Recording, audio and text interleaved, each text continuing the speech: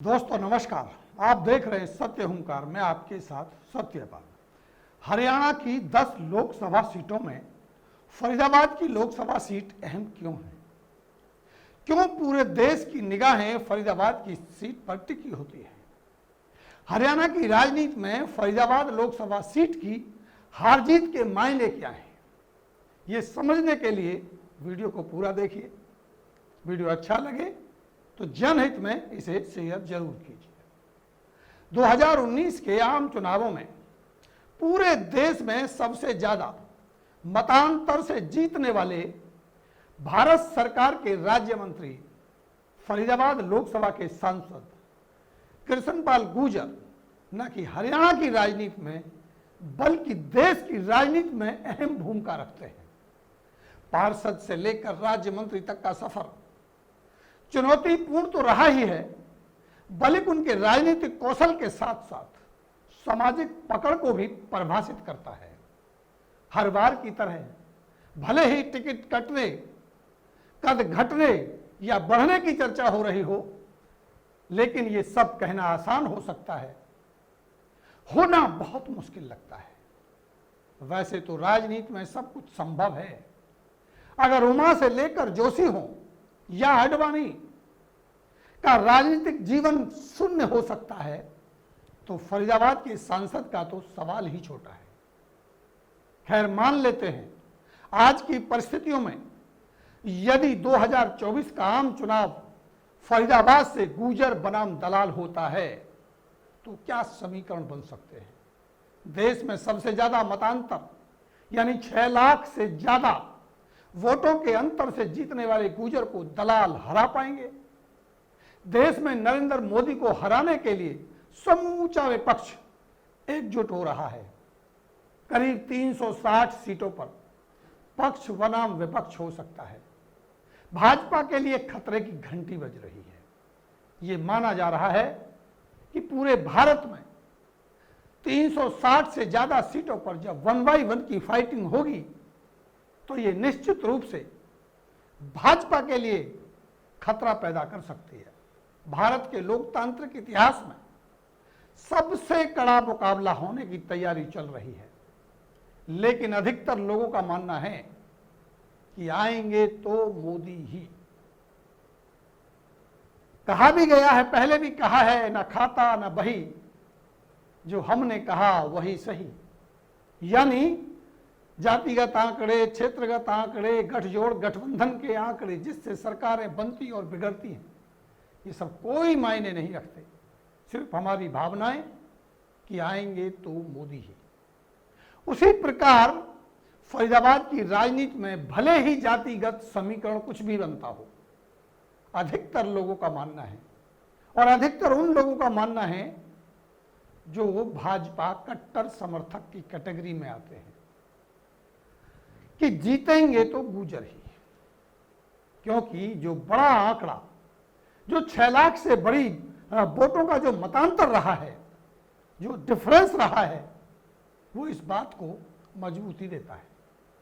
वैसे भी किसी भी पार्टी प्रत्याशी की हार जीत चुनावी मैदान में खड़े हर एक प्रत्याशी पर निर्भर करती है कि सामने वाला प्रत्याशी कौन है, किस पार्टी से है, किस जाति से है, उसकी लड़ने की क्षमताएं क्या हैं। लेकिन सही आकलन लगाया भी तभी जा सकता है जब अन्य पार्टियों के प्रत्याशियों की लिस्ट सामने आ जाए। लेकिन आज की परिस्थितियों में बन रहे समीकरणों और चर्चाओं और संभावनाओं पर बात की जाए तो 2024 के आम चुनावों में मुख्य मुकाबला गुर्जर और दलाल के बीच होने की संभावना बढ़ रही है। यानी करण सिंह दलाल न कि कांग्रेस के उम्मीदवार होंगे, बल्कि आम आदमी पार्टी सहित अन्य सहयोगी संगठन जो इंडिया का हिस्सा हैं, उनके भी प्रत्याशी होंगे। मौजूदा सांसद जिनका 2019 में जीत का मुकाबला 6 लाख से ज्यादा का जो मतांतर है, ये दलाल के लिए चुनौती हो सकती है। चुनाव लड़ने और जीतने के लिए जरूरी कार्यकर्ताओं की फौज वो भी गुर्जर के पास है। हिंदू संगठन, भाजपा सहयोगी संगठन, मोदी मैजिक, राम मंदिर जैसे मुद्दे फरीदाबाद में बड़ी सड़कों का जुड़ाव, मैं उन सड़कों की बात कर रहा हूं जो बड़े शहरों को जोड़ती है, जिसको लेकर के राज्य मंत्री कृष्णपाल गुर्जर बार बार बयान देते हैं कि फरीदाबाद का चहुमुखी विकास हुआ। और चहुमुखी विकास में वो बड़ी सड़कों को गिनाते हैं और कहते हैं कि अगर आपको उत्तर प्रदेश जाना है तो आपको 10 मिनट लगेंगे, अगर आपको राजस्थान जाना है तो 10 मिनट लगेंगे, अगर पंजाब जाना है तो 10 मिनट लगेंगे। इस तरह से जो आंकड़े सुझाए और दिखाए जाते हैं, ये कहीं ना कहीं जनता पर प्रभाव डालेंगे। चाहे बाईपास की बात हो, चाहे मथुरा रोड की बात हो, चाहे मुंबई एक्सप्रेस हाईवे की बात हो, चाहे बन रहे उद्घाटन होगा या नहीं अभी कहा नहीं जा सकता, मंझावली पुल की बात हो, ये भी असर करेंगे और ऐसे ही मुद्दे गुर्जर की ताकत को बनाएंगे। तो वहीं दूसरी तरफ दलाल के साथ ठोस वोटों का गणित, पार्टियों का गठजोड़, यानी जो गुणा गणित है वोटों का, वो गुर्जर की सत्ता विरोधी लहर 2 बार लगातार सत्ता में है, कहीं ना कहीं जो सत्ता विरोधी लहर है जिसे एंटी इनकम्बेंसी कहते हैं, उसका असर होगा। फरीदाबाद की गांव और कॉलोनियों की बदतर हालत, भले ही बड़ी सड़कों का जाल आपने फरीदाबाद में बिछाया हो, भले ही मंझावली पुल जाने के लिए रास्ते, भले ही मुंबई जाने के लिए हाईवे, भले ही बाईपास आपने बनाए हों, लेकिन गांव कॉलोनियों की हालत मुकाबले को कड़ा बना सकती है। क्योंकि फरीदाबाद लोकसभा में कुल मतदाताओं की संख्या करीब करीब 23 लाख है।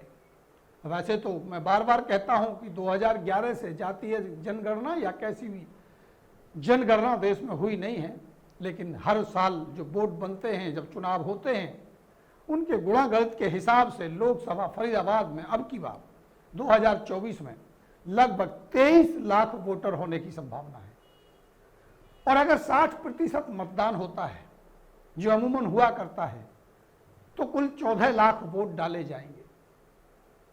आमने सामने की लड़ाई अगर मान ली जाए, अगर ये कहा जाए कि कृष्णपाल गुर्जर और करण सिंह दलाल का आमना सामना होगा, क्योंकि जो गठजोड़ बना है इंडिया का, उसमें आम आदमी पार्टी का प्रत्याशी तो कम से कम नहीं होगा, बसपा के प्रत्याशी को लेकर भी संशय है। माना यह जा रहा है कि जैसे जैसे समय नजदीक आएगा, जैसे ही चुनाव की घोषणा होगी, बसपा भी इंडिया के समर्थन में आ सकती है, ये माना जा रहा है। तो जब लड़ाई आमने सामने होगी तो लगभग 7 लाख वोटों से ज्यादा जो प्रत्याशी ले लेगा वो जीत के करीब चला जाएगा। यानी अगर गठबंधन के साथ भाजपा का सीधा मुकाबला होता है तो जीत के लिए 7 लाख वोटों का आना अनिवार्य होगा। अब 7 लाख वोटों के गणित को अगर समझें तो इसमें दलाल साहब सबसे आगे आपको नजर आएंगे।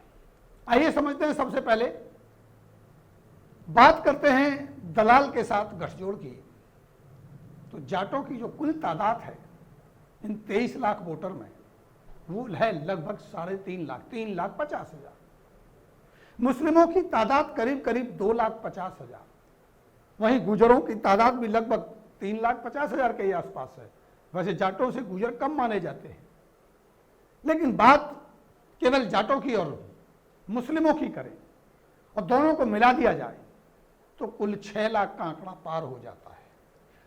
अब अगर बात एससी वोट की करें और वो 50-50 भी हो जाए तो दलाल की जीत सुनिश्चित हो जाती है, क्योंकि लगभग 3 लाख एससी भाजपा से खासे नाराज हैं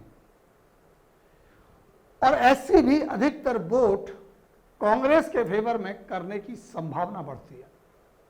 क्योंकि अब की बात दिलचस्प बात यह होगी कि जाट एकजुट होने की संभावना बहुत बढ़ेगी, क्योंकि काफी समय के बाद जाटों को कद्दावर जाट नेता दलाल के रूप में मिल रहा होगा। वहीं मुस्लिमों को एक मुश्त वोट देने का विकल्प मिलेगा, क्योंकि दलाल भाजपा को सीधी टक्कर दे रहे होंगे। हर बार मुस्लिम अन्य पार्टियों के साथ बट जाता है, लेकिन इस बार ऐसा होता हुआ प्रतीत नहीं होता। ये अलग बात है कि हो सकता है कि अब की बार कोई छोटी पार्टी का या असदुद्दीन ओवैसी का कोई मुस्लिम प्रत्याशी फरीदाबाद की सीट पर प्रत्याशी के तौर पर दिखाई दे। ये हो सकता है, क्योंकि ये राजनीतिक रणनीति का हिस्सा है। अगर बात एससी की करें तो भाजपा से खासे नाराज एससी आधे आधे भी अगर हो जाए, जैसा कि मैंने पहले भी कहा है, तो कांटे की टक्कर बन जाती है।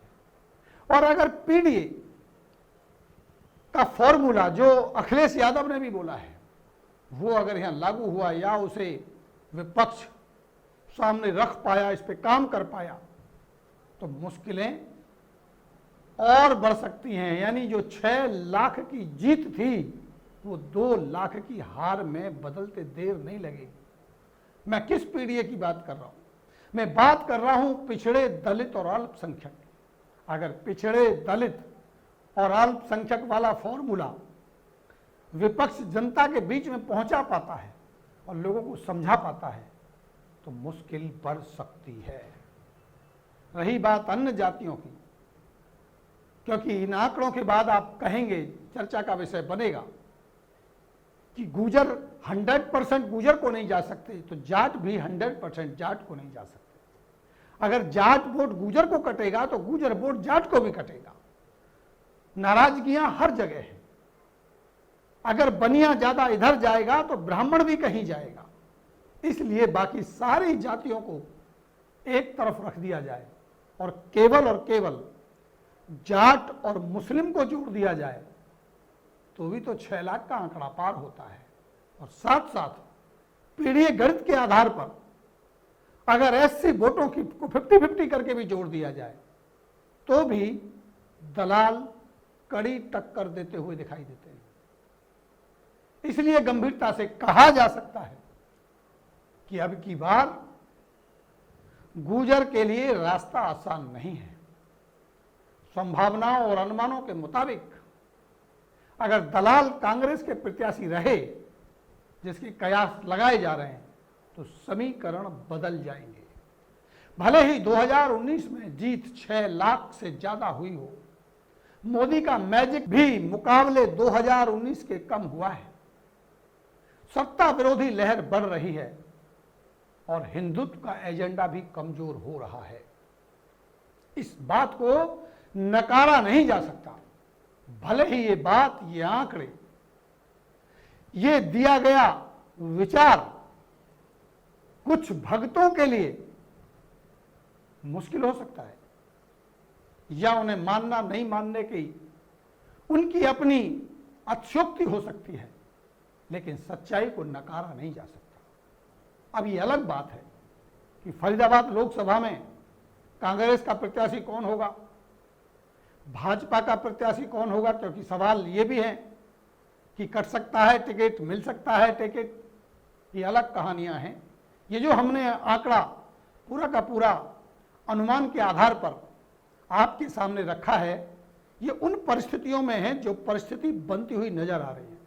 यानी भाजपा के प्रत्याशी गुजर होंगे, कांग्रेस के प्रत्याशी दलाल होंगे, गठबंधन होगा, आम आदमी पार्टी और कांग्रेस मिलकर के चुनाव लड़ रहे होंगे और पार्टियों की संभावना तो अभी भविष्य में है।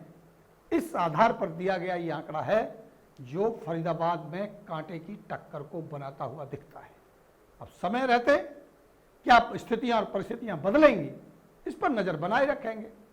समय समय पर आपको इस तरह के विचारों से और इस तरह के आंकड़ों से रूबरू कराते रहेंगे।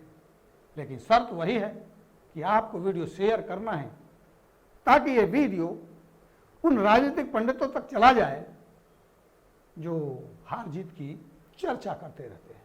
तो आइए फिर मिलते हैं एक बार अगले पड़ाव पर यह बताने के लिए कि अगर ऐसा नहीं वैसा हुआ तो क्या होगा। जुड़े रहिए मेरे साथ और देखते रहिए सत्यहुंकार। नमस्कार।